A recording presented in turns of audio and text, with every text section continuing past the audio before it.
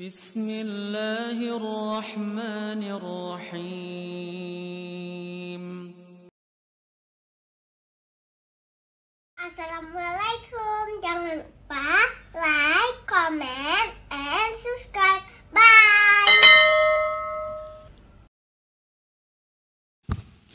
Assalamualaikum warahmatullahi wabarakatuh.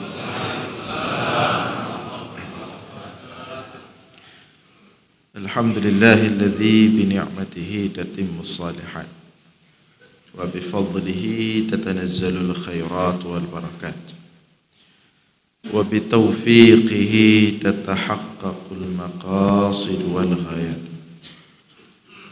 Allahumma salli wa sallim wa barik ala sayyidina wa maulana Muhammad wa ala alihi wa sahbihi ajma'in, amma ba'd.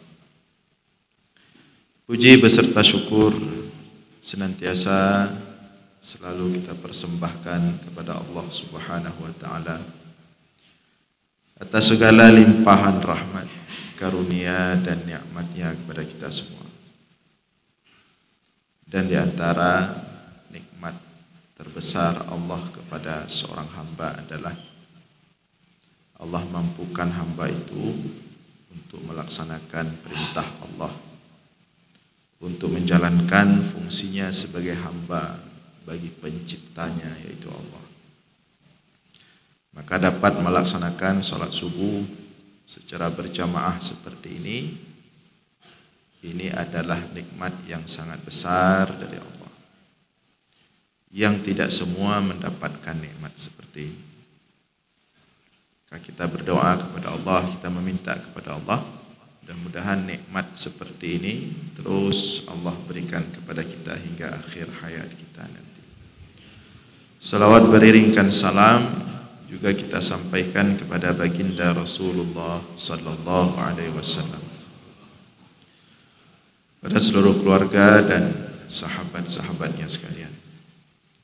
Hadirin jamaah sekalian yang dimuliakan Allah, hari ini kita membahas tentang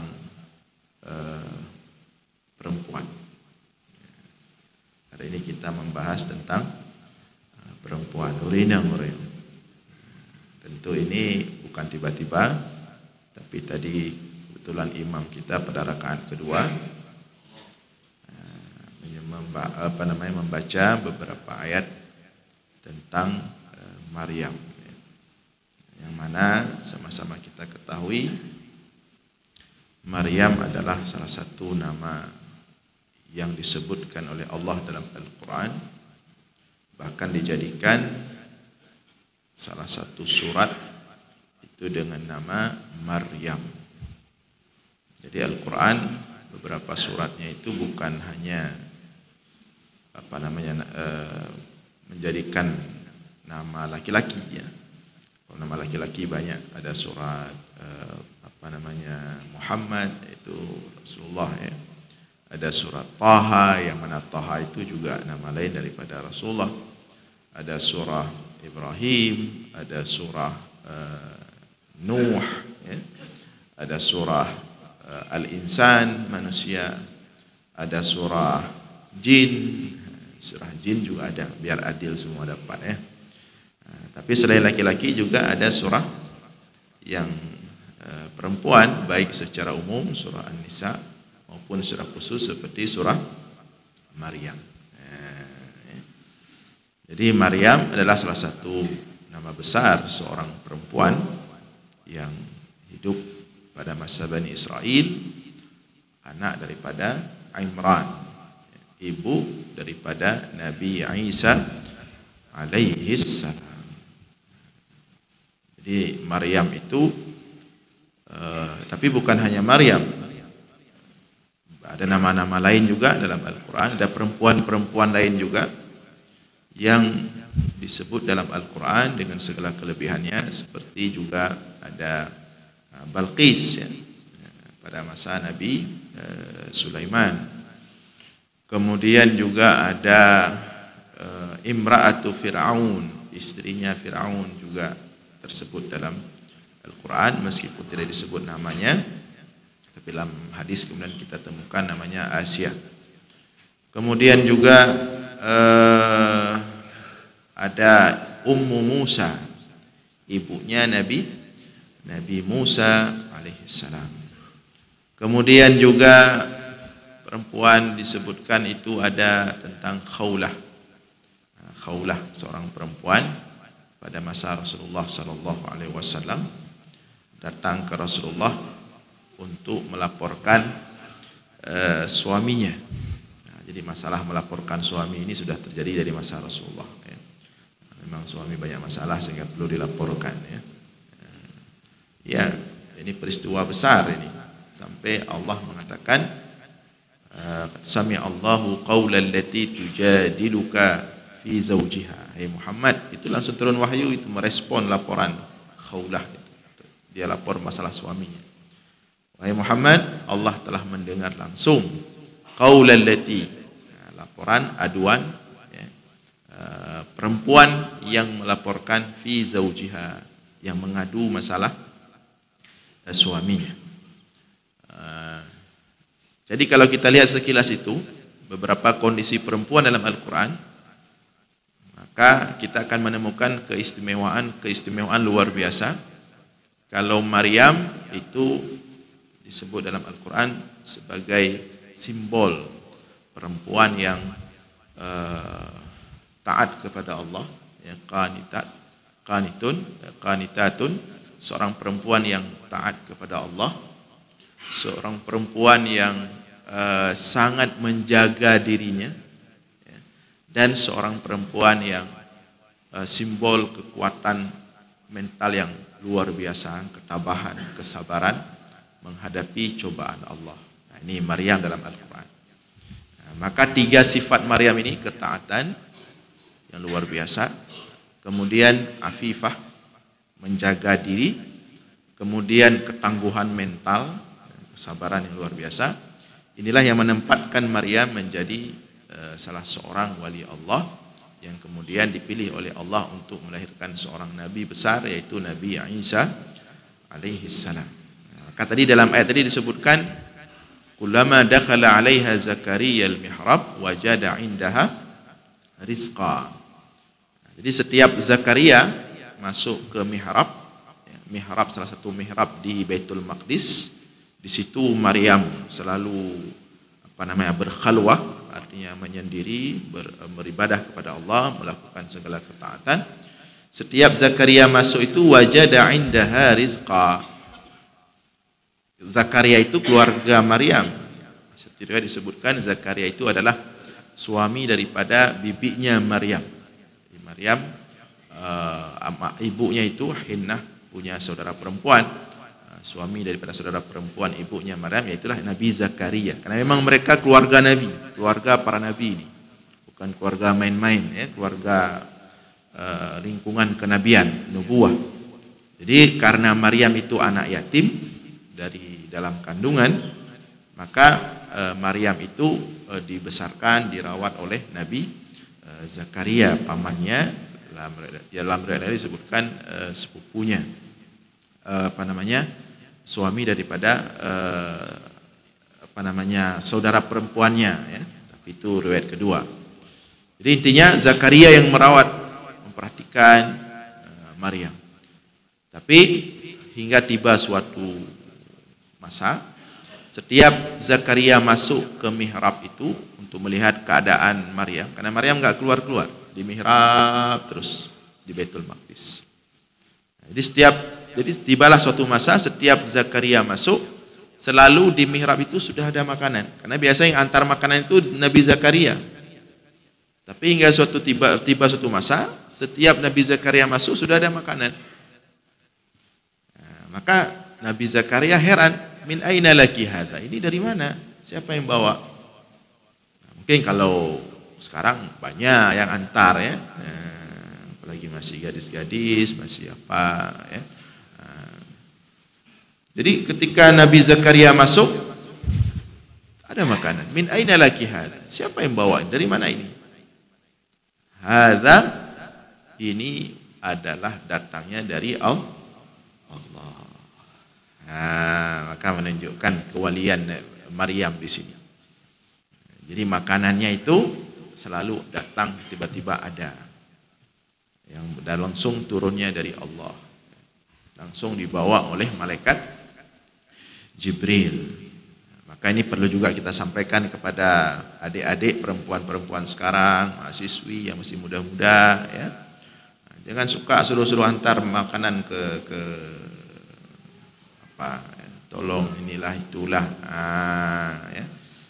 Kalau mau ada makanan gratis, taatlah seperti Maryam. Langsung datang dari Allah, bukan diantar sama si fulan, si fulin. Ada yang suami orang masih antar-antar makanan ke mahasiswi.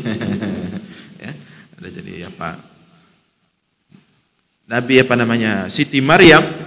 Jadi itu salah satu kewaliannya, tanda kewaliannya disebutkan oleh Allah dalam Al-Quran seperti dibaca sama imam kita tadi. Jadi Maryam simbol ketaatan, simbol penjagaan diri yang luar biasa, kemudian simbol ketangguhan mental seorang perempuan. Kemudian tanda kewalian berikutnya Maryam itu ketika dia menyentuh pohon kurma saat hamil besar mau melahirkan. Maryam diusir, itulah cobaan Allah untuk Maryam dalam melahirkan Nabi Isa. Sampai Maryam kemudian capek lari, berhenti di sebuah pohon kurma. Pohon kurma itu pohon besar. Pohon besar dalam kondisi Maryam lapar dan haus ketika itu. Maka Allah katakan, wa huzzi ilaiki bijiz'in nakhlah. Hai Maryam, kamu goyangkan, kamu pukul pohon kurma itu, kamu gerakkan biar buahnya jatuh. Pertanyaannya, pohon kurma bisa digoyangkan nggak? Bisa digerakkan nggak pohon kurma? Menyombak jambe je, jambe pada nyombak. Ya. Tapi pohon kurma itu pohon yang besar, pohon yang kokoh, nggak bisa digerakkan dia.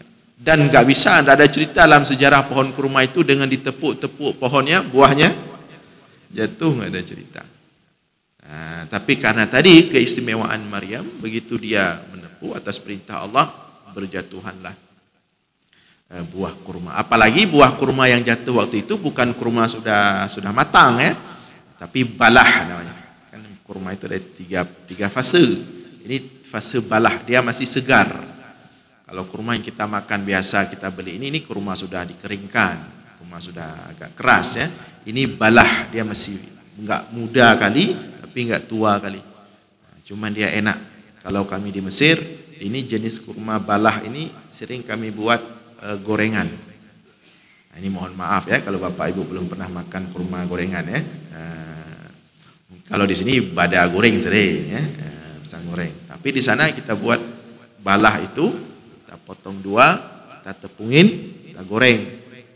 Teman hino hana merempek balah. Kalau kurma muda banyak di sini sekarang. Ini balah yang dia setengah, dia enggak muda kali tapi enggak tua kali. Nah, itu enak sekali. Itulah yang dimakan oleh Maryam. Kemudian jadi sekali lagi Maryam perempuan, simbol ketaatan, simbol penjagaan diri, menjaga kehormatan yang luar biasa, ahsanat farjaha. Kemudian simbol ketangguhan, kesabaran yang tiada batas, ya. Kemudian dalam Al-Quran juga disebutkan perempuan lain dengan simbol yang lain, yaitu Ratu Balqis. Ya. Ratu Balqis pada masa Nabi Sulaiman, dan kisah Ratu Balqis menjadi fokus utama surah An-Namlu. Salah satu fokus utama surah An-Namlu. Ada itu kisah besar seorang ratu Sabak, negeri Sabak, dan tidak main-main kehebatannya. Nanti bisa dilihat lagi dalam surah Al-Quran bagaimana dia memimpin. Jadi Ratu Balqis itu dia punya bawahan, punya menteri-menteri, punya panglima-panglima perang itu yang betul-betul hebat, luar biasa. Di bawah kendali seorang perempuan. Memang dalam Al-Quran dia disebut namanya Balqis, dalam hadis disebut, ya. Dalam Al-Quran hanya kata burung hudhud yang menemukan negeri Sabak, wajadtum ra'atan tamlikuha, kata hudhud laporannya kepada Nabi Sulaiman.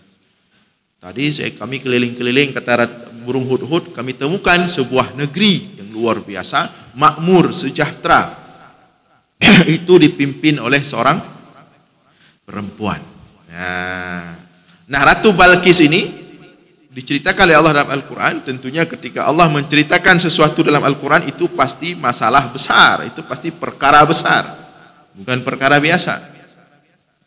Nah, di situ disebutkan bagaimana Balqis itu simbol kejeniusan perempuan, kecerdasan perempuan, kepemimpinan perempuan yang begitu luar biasa. Ini mohon maaf ya, kalau dibandingkan Ratu Balqis, kita yang nampak kita paling hebat sama istri kita lah. Kalau sama istri kita udah rajanya lah. Tapi kalau sama Ratu Balqis, mohon maaf, gesek. Kita tidak ada apa-apanya. Jangankan sama Ratu Balqis, sama Laksamana Malahayati aja kita lepat tinggal. Namanya haba tiga tanya uragang bagai gupi. Seorang perempuan yang lompat dari kapal perang Aceh ke kapal perang Portugis, yang menikam panglima mereka langsung di kapal mereka. Nyen Laksamana Malahayati. Tanya galamna yang teruk Palestin ni. Menyo takbir tak ada ka. Takbir semangat jihad lepa ka. Budak-budak du tengok jaga. Tapi yang action langsung, bertindak langsung, mohon maaf. Ini Laksamana Malahayati jauh di atas kita laki-laki ya. Demikian juga Ratu Balqis. Makanya dalam Al-Quran itu ketika yang membuat kenapa Nabi Sulaiman itu Allah ceritakan Al-Quran ketika istana Balqis diangkat, diletakkan di depan istana Sulaiman. Jadi Nabi Sulaiman menyuruh kepada yang meletakkannya itu untuk dirubah bentuknya. Untuk dirubah bentuknya. Istana Balqis itu dari negeri Sabak Yaman dipindahkan ke Palestin di depan istana Sulaiman. Begitu sampai di depan istana Sulaiman, perintah Sulaiman, coba ubah bentuknya. Jadi disebutkan yang belakang dijadikan depan, yang depan jadikan belakang, atau di atas jadikan bawah, bawah jadikan atas. Begitulah kira-kira.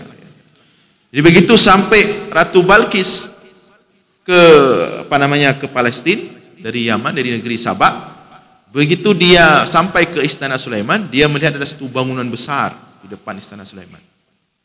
Pertanyaan pertama Nabi Sulaiman adalah, ahakadha arsyuk? Jadi saya dalam Al-Quran, wahai Balqis, coba kamu lihat, apakah istanamu seperti ini? Artinya Nabi Sulaiman ingin menguji kecerdasan Ratu Balqis. Hanya perempuan hebat yang menempatkan perempuan itu pada tempat yang istimewa. Hanya laki-laki hebat. Jadi meskipun Sulaiman seorang raja paling berkuasa atas karunia Allah kepada dia pada waktu itu, tapi dia menghormati Ratu Balqis sebagai seorang ratu juga. Jadi bukan mentang-mentang perempuan Balqis begah cukup duduk je. Macam-macam.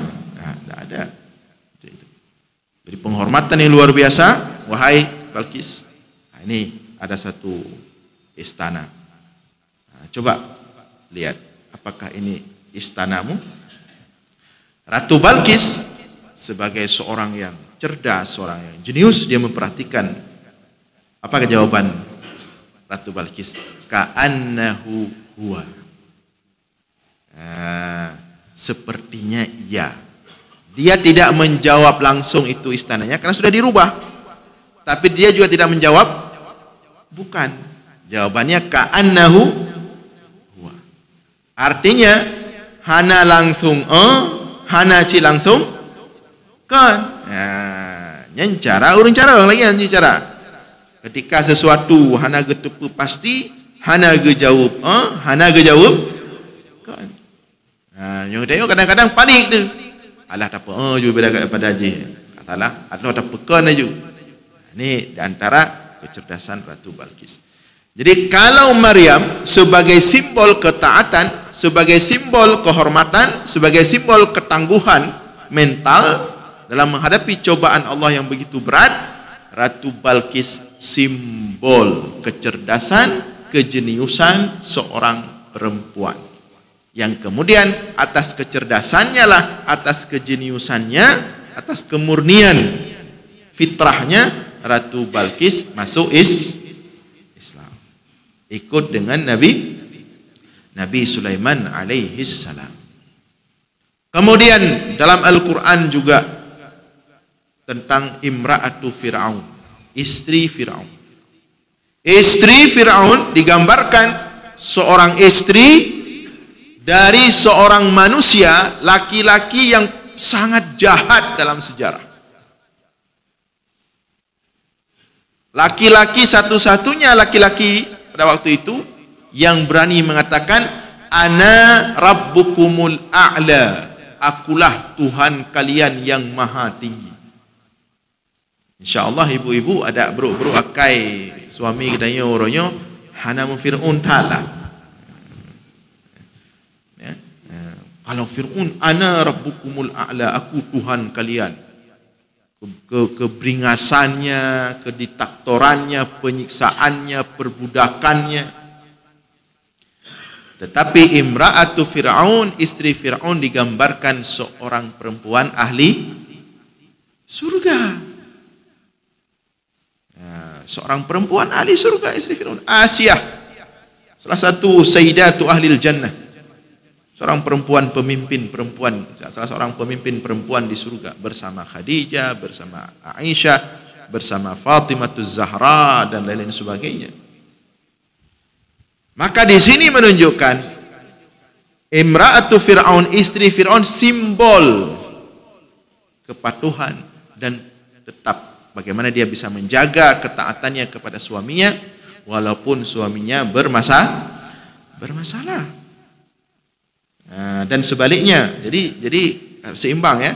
Ada perempuan bisa masuk surga meskipun suaminya bermasalah. Demikian juga ada laki-laki yang menjadi wali Allah dalam kondisi istrinya bermasalah. Itu kayaknya sudah pernah saya sampaikan itu. Ada kitab, ada satu kitab dalamnya isinya daftar laki-laki yang menjadi wali Allah gara-gara menghadapi istrinya yang bermasalah. Enggak, masalah semua ada. Kita laki-laki juga banyak yang bermasalah. Perempuan juga banyak bermasalah. Ya. Nah, jadi ada perempuan yang bisa menjadi ahli surga walaupun suaminya bermasalah. Ada laki-laki yang bisa menjadi wali Allah walaupun istrinya bermasalah. Jadi ibu-ibu yang kalau suaminya bermasalah, jadi yakin aja, kayaknya saya mau jadi pemimpin surga ini, makanya suami saya bermasalah. Yang bapak-bapak yang istrinya agak bermasalah, begitu juga. Nyotang long kena puja ke wali oleh Allah. Jadi sabar dah. You merepet, you dari bengong sampai malam. Ya. Itu fakta, ada berapa yang seperti itu. Terima kasih.